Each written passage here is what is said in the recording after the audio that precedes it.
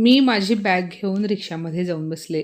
जवळपास 1 महिन्यानंतर आज मी पुन्हा माझ्या नवऱ्याकडे, मनीषकडे परत जात होते. रिक्षा सुरू झाली आणि हळूहळू माझं माहेर मागे पडू लागलं. माझ्या मनात मात्र विचारांचं वादळ सुरू होतं. मला निरोप देताना आईबाबांच्या डोळ्यातला आनंद आणि समाधान मी स्पष्ट पाहत होते. गेल्या महिनाभरापासून ते दोघंही माझ्यामुळे चिंतेत होते. आज मी पुन्हा सासरी जाण्याचा निर्णय घेतल्यामुळे त्यांच्या मनावरील एक मोठं ओझं उतरल्यासारखं वाटत होतं.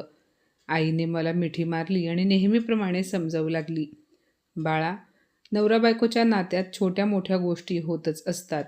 प्रत्येक गोष्टीवरून रागावून घर सोडून जाणं योग्य नाही. संसार करायचा म्हणजे थोडा समजूतदारपणा, थोडी तडजोड आणि खूप संयम लागतो. मनीष चांगला मुलगा आहे. आता सगळं विसर आणि आनंदाने संसार कर." मी फक्त हलकंसं हसले आणि मान हलवली. पण खरं सांगायचं तर मी फक्त माझा हट्ट सोडून परत जात नव्हते. माझ्या या निर्णयामागे एक वेगळंच कारण होतं. परवा रात्री घडलेल्या एका घटनेने मला अक्षरशः हादरवून सोडलं होतं. त्या रात्री अचानक मला जाग आली. पाणी प्यायला म्हणून मी उठले. स्वयंपाकघरातून परत येताना आईबाबांच्या खोलीतून मंद आवाज ऐकू आला. नकळत माझे पाय तिथेच थांबले. बाबांचा काळजीयुक्त आवाज ऐकू येत होता. "किती दिवस ठेवायचं तिला इथे? आपण आहोत म्हणून ठीक आहे, पण उद्या आपल्याला काही झालं तर तिचं काय? संसारातल्या छोट्या भांडणांसाठी घर सोडून येणं हा काही उपाय नाही." आईचा भरून आलेला आवाज ऐकून माझं हृदय पिळवटून गेलं. "मलाही तिची खूप काळजी वाटते हो. मनीषने किती वेळा फोन केले, किती वेळा तिला परत यायला सांगितलं, पण ती ऐकायलाच तयार नाही. मुलगी दुःखी असली की आईचं मन किती तुटतं ते तिलाही कधीतरी समजेल." त्या क्षणी माझ्या डोळ्यातून अश्रू वाहू लागले. मी स्वतःच्या दुःखात इतकी अडकून गेले होते की माझ्या आईबाबांच्या मनाची अवस्था मी कधीच समजून घेतली नाही. त्या रात्री मला झोपच लागली नाही. मी पुन्हा पुन्हा मनीषचा विचार करत होते. गेल्या महिनाभरात त्याने किती वेळा माझ्याशी बोलण्याचा प्रयत्न केला होता. माझा राग शांत करण्याचा प्रयत्न केला होता. पण मी मात्र माझ्या अहंकारात अडकले होते. सकाळ होताच मी सासरी जाण्याचा निर्णय घेतला. मी परत जाणार होते. माझ्या घरी, माझ्या संसारात, माझ्या मनीषकडे. रिक्षा शहराच्या रस्त्यावरून वेगाने धावत होती. माझ्या मनात मात्र भीती आणि उत्सुकता दोन्ही होत्या. मनीष मला पाहून काय बोलेल? अजूनही रागावलेला असेल का? की मला पाहून आनंदी होईल? रस्त्याच्या कडेला एक सुंदर फुलांचं दुकान होतं. दुकान पाहून मी लगेच रिक्षा थांबवायला सांगितली आणि त्या दुकानात गेले. तिथून मी एक सुंदर फुलांचा गुच्छ आणि एक छोटंसं शुभेच्छा पत्र विकत घेतलं. कार्डवर मुद्दाम हस्ताक्षर बदलून मी लिहिलं, "हॅपी बर्थडे मेघा." मेघा हे माझंच नाव होतं. म्हणजे तो गुच्छ मी स्वतःच्या पैशाने स्वतःसाठीच विकत घेतला होता. संसाराची गाडी पुन्हा रुळावर आणण्यासाठी कधीकधी माणसाला अशा छोट्या युक्त्याही कराव्या लागतात. गेल्या महिनाभरात माझा आणि मनीषचा एकदाही नीट संवाद झाला नव्हता. त्यामुळे परतल्यानंतर बोलण्याची सुरुवात तरी कुठून करायची हा प्रश्न माझ्यासमोर होता आणि हा गुच्छ म्हणजे त्याचं उत्तर होतं. माझ्या माहेरी शेजारी राहणाऱ्या माझ्या मैत्रिणीचं सीमाचं 2 दिवसांपूर्वीच लग्न झालं होतं. तिला आनंदाने सासरी जाताना पाहून मीही माझ्या घरी परतण्याचा निर्णय घेतला असावा असं आईबाबांना वाटत होतं, पण त्यांचा तो समज पूर्णपणे चुकीचा होता. माझ्या परतण्यामागचं खरं कारण वेगळंच होतं. रिक्षा हळूहळू आमच्या घरासमोर येऊन थांबली. घर दिसतात माझ्या छातीत धडधड वाढली. हे तेच घर होतं जिथे कधी काळी माझ्या हसण्याचे आवाज घुमायचे. प्रत्येक कोपऱ्यात माझ्या आणि मनीषच्या आठवणी होत्या. हे तेच घर होतं जे मी महिनाभरापूर्वी रागाच्या भरात सोडून गेले होते. काही क्षण मी गेटजवळ उभी राहिले. मनात हजारो विचार चालू होते. मनीषची प्रतिक्रिया काय असेल? तो मला स्वीकारेल का? अजूनही राग असेल का?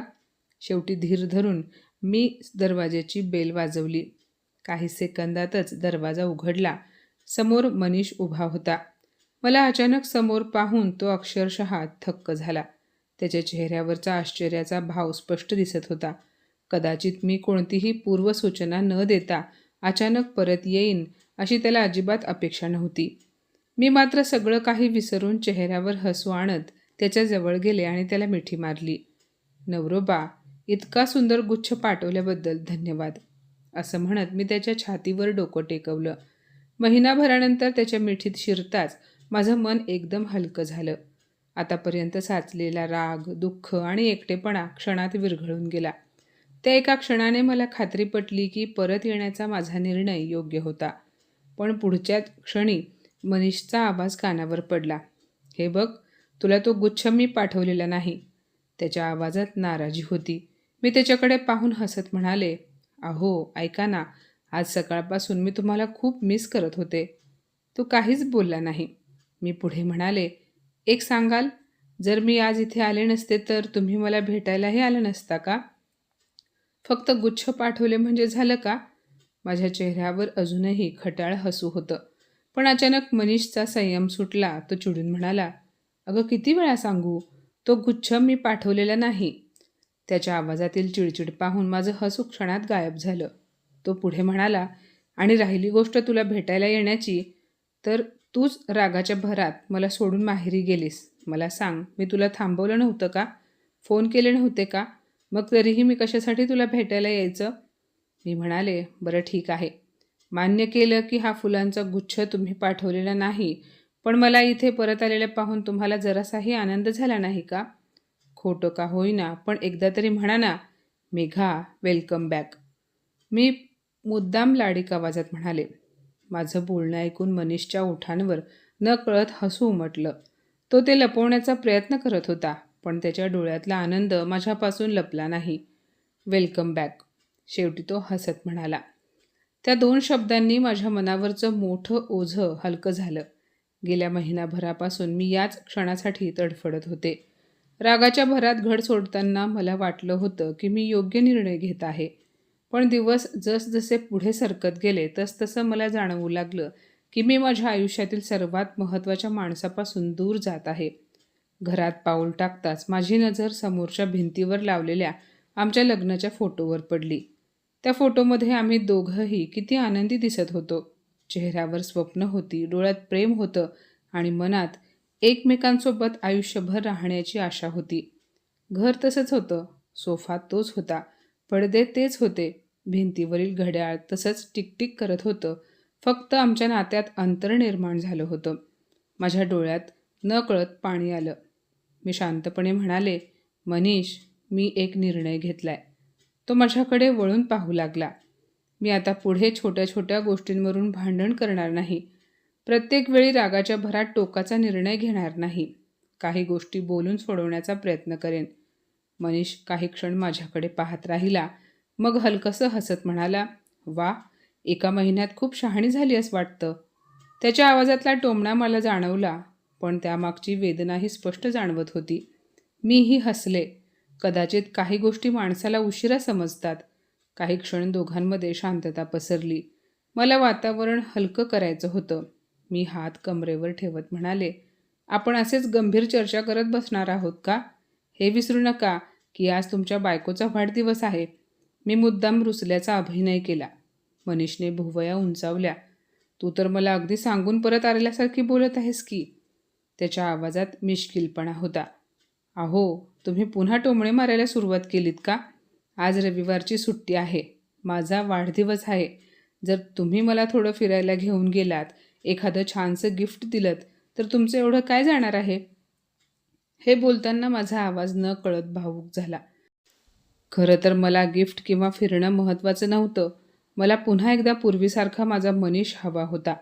थोड्या वेळाने वातावरण हळूहळू सामान्य होऊ लागलं.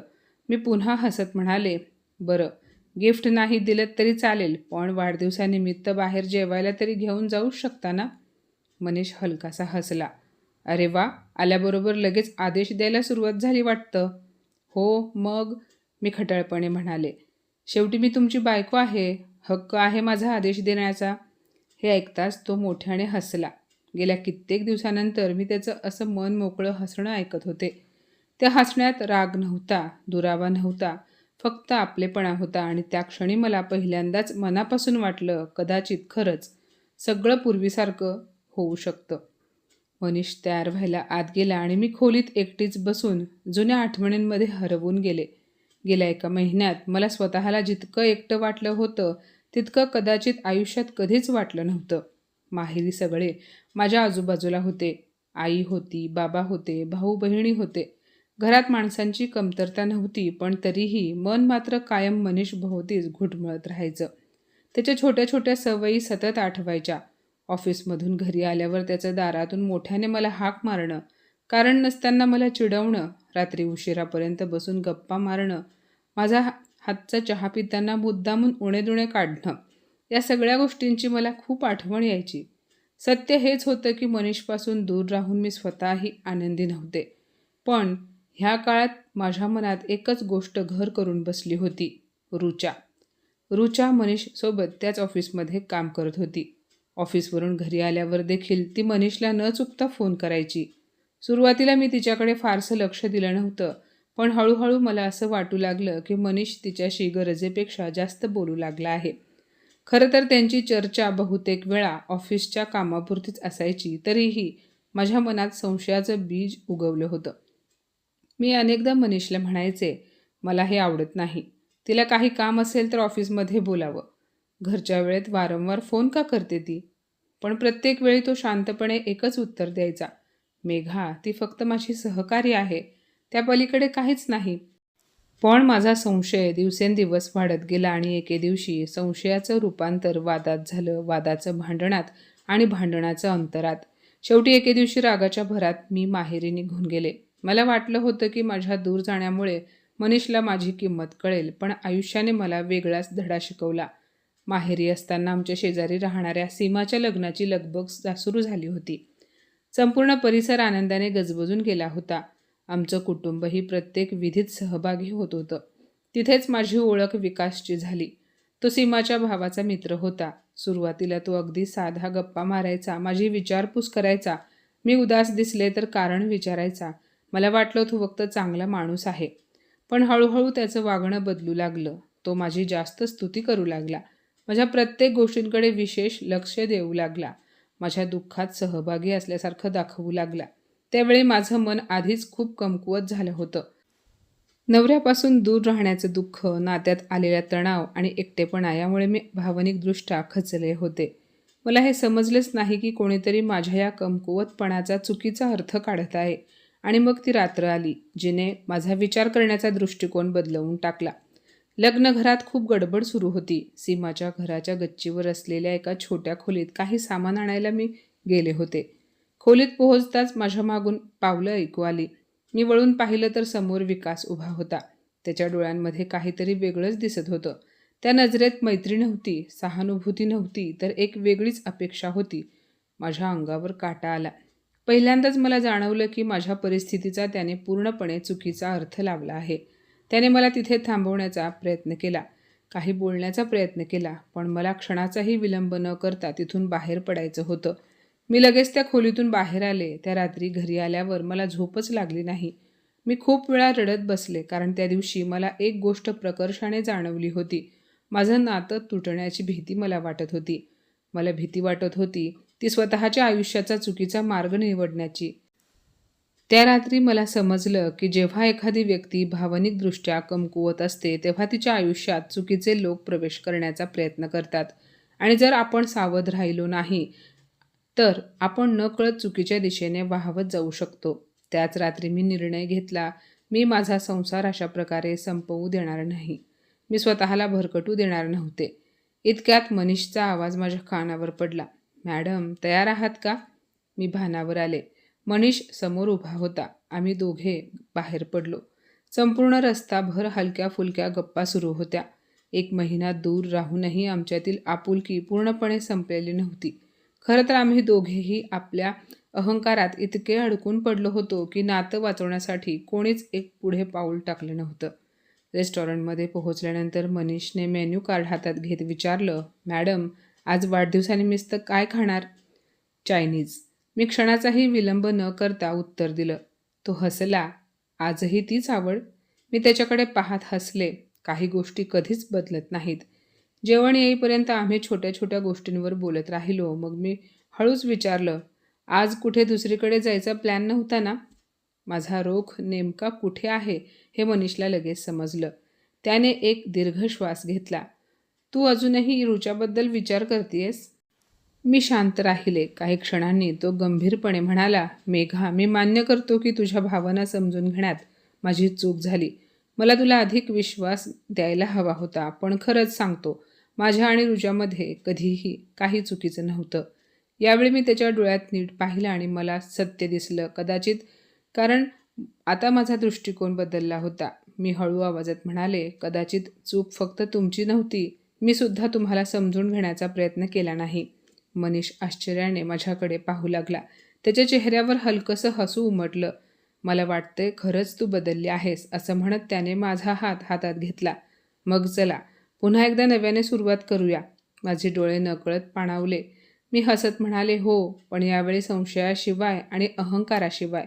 त्या दिवशी घरी परतताना मला एक गोष्ट खूप खोलवर समजली होती. नाती फक्त प्रेमाने टिकत नाहीत, त्यांना विश्वासाची गरज असते, संवादाची गरज असते आणि एकमेकांची साथसुद्धा. कारण नवरा बायको प्रत्येक छोट्या गोष्टीवर एकमेकांपासून दूर पळू लागले तर त्या रिकाम्या जागेत कोणीतरी तिसरा शिरकाव करण्याचा प्रयत्न करतो आणि अनेकदा माणूस सावध होईपर्यंत खूप उशीर झालेला असतो. आज मी आनंदी होते कारण योग्य वेळी मला माझी चूक समजली होती. मी माझा संसार तुटण्यापासून वाचवला होता आणि कदाचित हीच माझ्या आयुष्यातील सर्वात योग्य परतफेड होती. मित्रांनो, नाती एका दिवसात तुटत नाहीत. गैरसमज, संशय, अहंकार आणि संवादाचा अभाव हळूहळू दोन माणसांमध्ये अशी भिंत उभी करतात की प्रेम असूनही नातं कमकुवत होऊ लागतं. पण कधीकधी आयुष्य आपल्याला योग्य वेळी असा धडा शिकवतं ज्यामुळे आपल्याला आपल्या माणसांची आणि आपल्या नात्यांची खरी किंमत समजते. तर माझ्या मित्रमैत्रिणींनो, आजची कथा कशी वाटली कमेंटमध्ये नक्की सांगा आणि अशाच नवनवीन कथा ऐकण्यासाठी प्रज्ञा मराठी स्टोरीजला नक्की सबस्क्राईब करा. धन्यवाद.